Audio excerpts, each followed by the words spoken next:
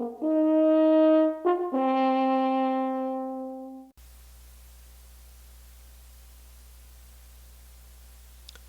have so many horns in my apartment. These are the ones I usually play on gigs, or should I say used to play on gigs before the pandemic. Here in this closet, I've got more horns. The ones on top are pretty good horns. And as you go down in the closet, well, those horns have kind of limited life expectancy. Here in my back closet, these bells came off some pretty old and some pretty new horns. Funny thing that most of the old bells I've used in projects, but these bells are mostly brand new bells from really cheap instruments. These horns have had their bells and their lead pipes removed and are just waiting for some new ones.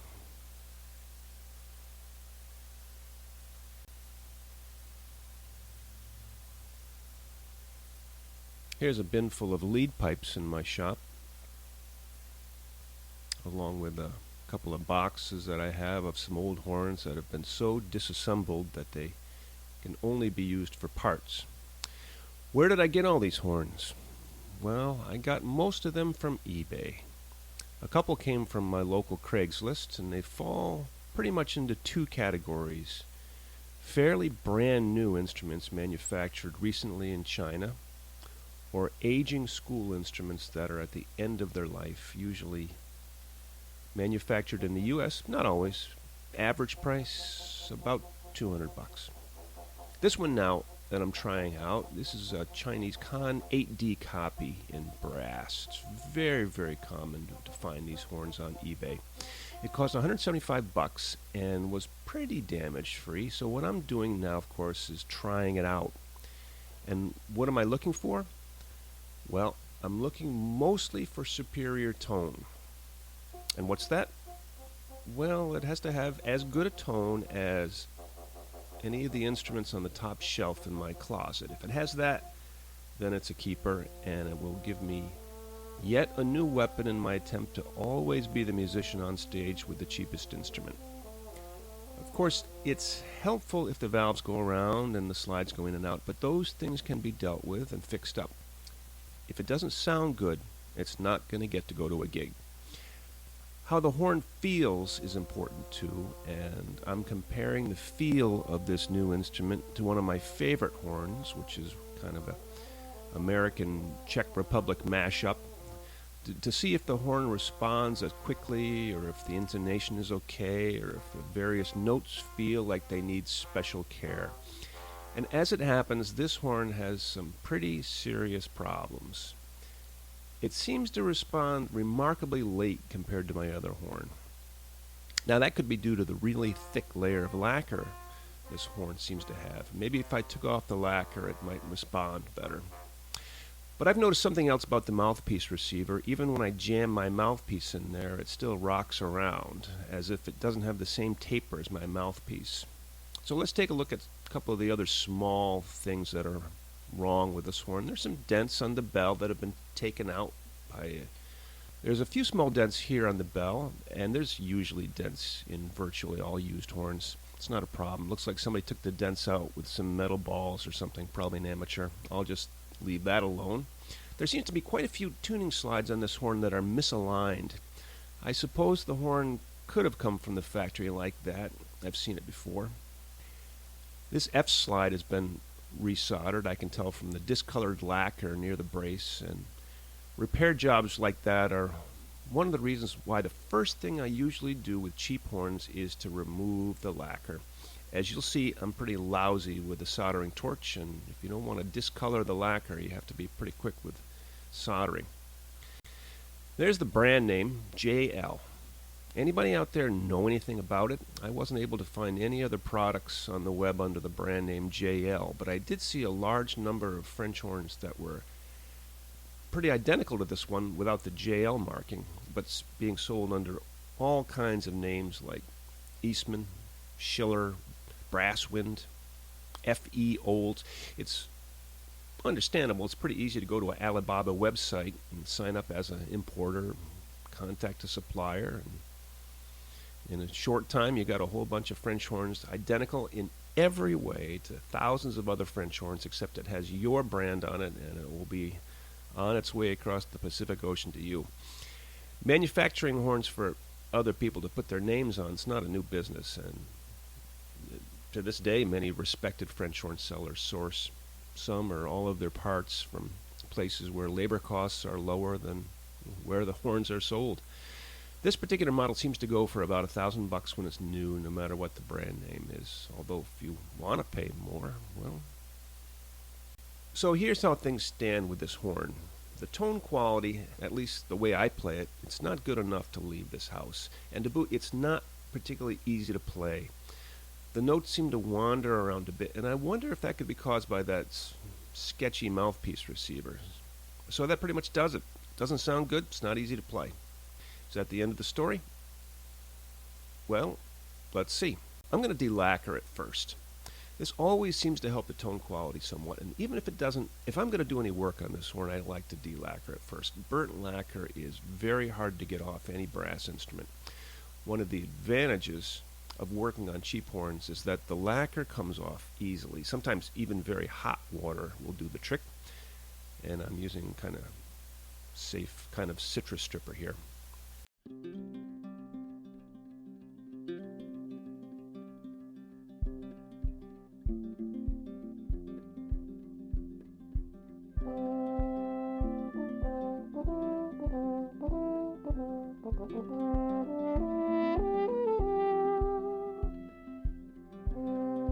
You know, I've always wanted to do this to speed up the video. I'm actually hoping to work this fast someday.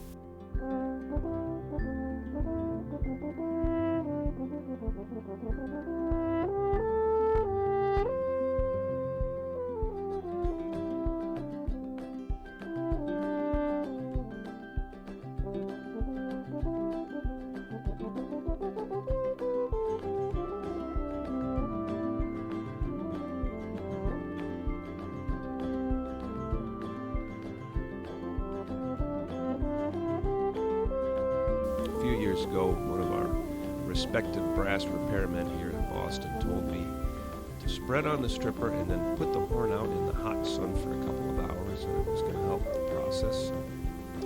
Naturally, I thought, well, if a couple hours helps, then 8 hours would be even better, right? So I put it out in the sun. I forgot about it. I left the horn out there for about 2 days. And when I went to get it, I had a baked on hard as diamond surface, and that was pretty impossible to get off.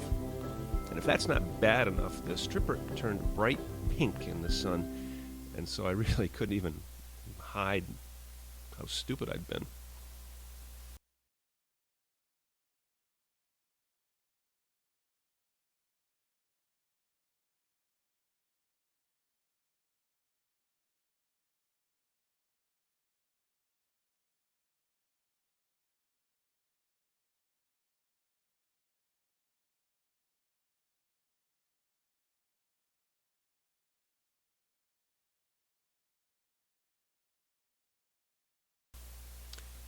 Today, just 2 hours outside, and it looks like the lacquer is pretty ready to just kind of slide off.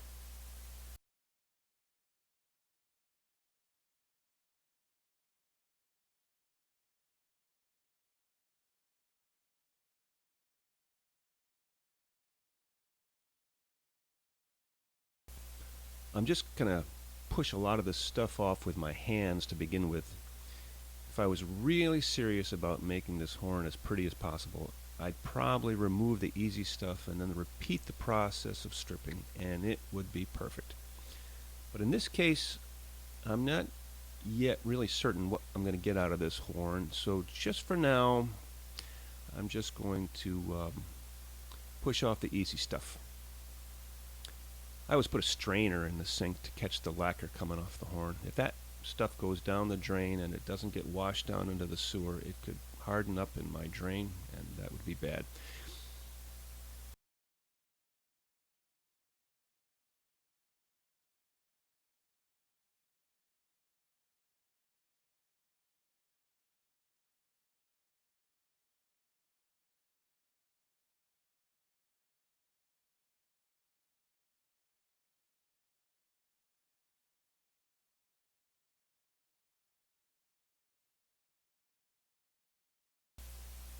So whenever I'm sitting in the sun with a horn, I usually see a lot of defects and problems that I don't see in other circumstances.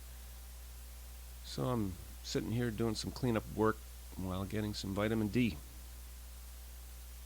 It is vitamin D you get from the sun, right?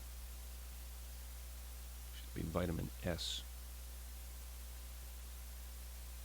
So after a few minutes of excess lacquer removal, I think it's a good idea to give the horn a bath in some really hot soapy water.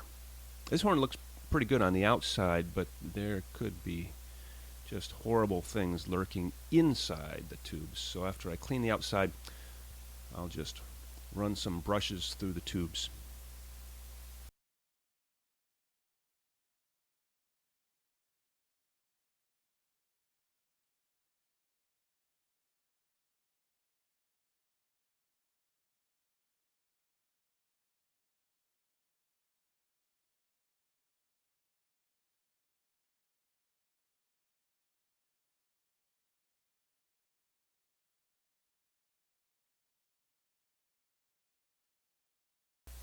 I really can't get inside every tube with the brushes, and that would require removing the valves, and I'll certainly do that if I'm able to create a masterpiece out of this piece. But going through every pipe is something I should have considered doing earlier on this horn. I have this little electronic device called a borescope, which is like a video camera on the end of a long cable, and I can go through every tube and find, well, dead bugs and ballpoint pens and pencils. And I've found all of them. Some of the horns taking the pencil out didn't seem to help much at all, so put it right back inside.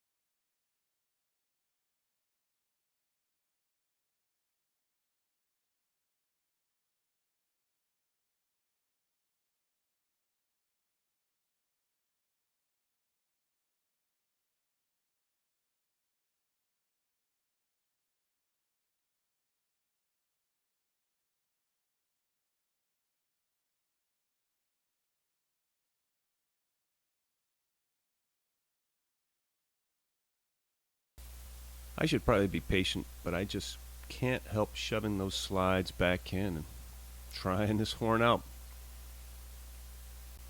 I'm really excited to announce that delacquering this horn has not made it any worse than it was before.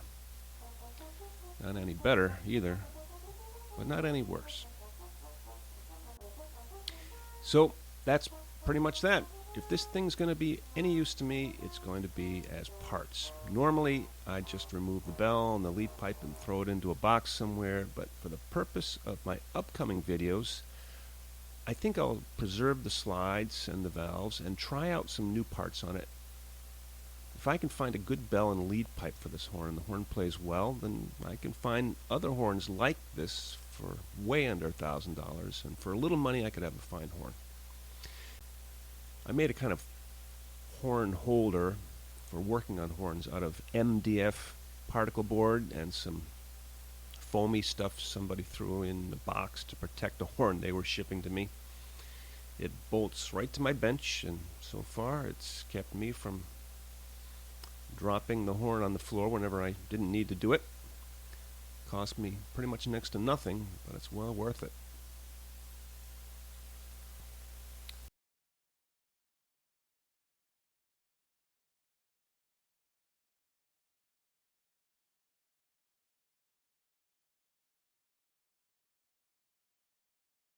Now, horns are held together by solder. That stuff melts at a pretty low temperature compared to, say, Arizona. It melts at a bit over 200 degrees Fahrenheit, and so all I really have to do with solder is just get it hot and it turns into a liquid, and it runs off the horn and drops onto my bare feet, which is a reminder to me that I didn't get to where I am today by using my brains.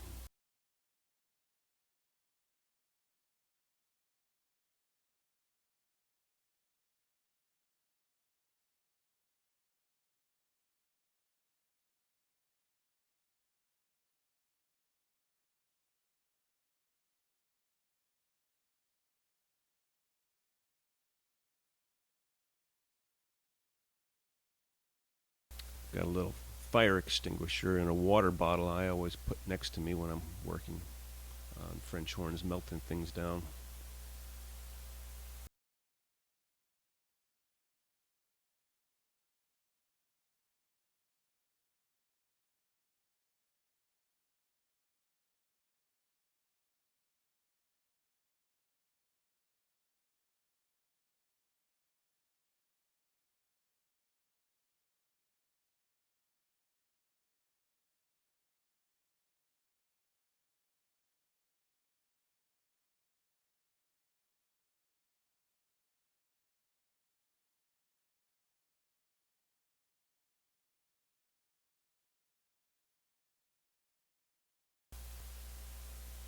And while I'm on the subject of not using my brains, let me point out that I should have been more careful to remove all those little tiny bits of dried lacquer that were left on the horn even after I washed it.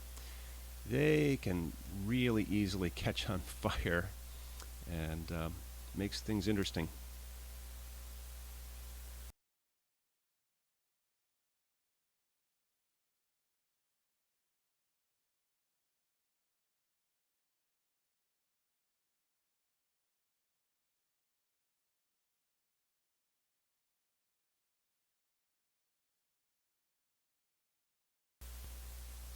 Now I'll detach the valves and the slides from the bell, and that will be it for this video.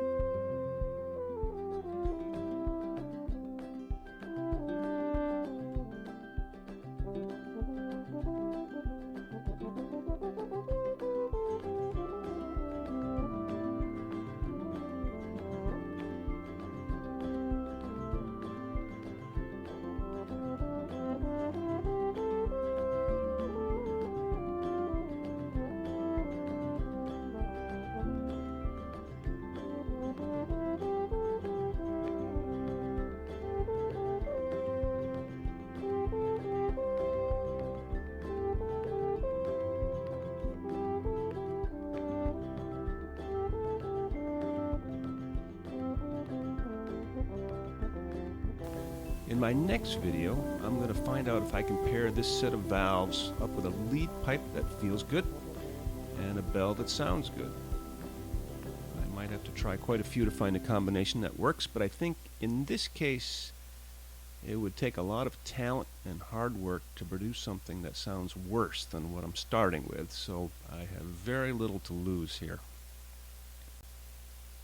If you want to see some of my other creations in action and to hear them played, why not check out the new Music for French Horn playlist on my channel. I've got quite a few videos up there. I wrote the music, I made the horns, I uploaded the video. So give me a like if you want me to produce more of these horn wrecking videos, and I hope you'll subscribe to my channel. So until next week and the next episode in the life of this really cheap horn, so long. See you soon.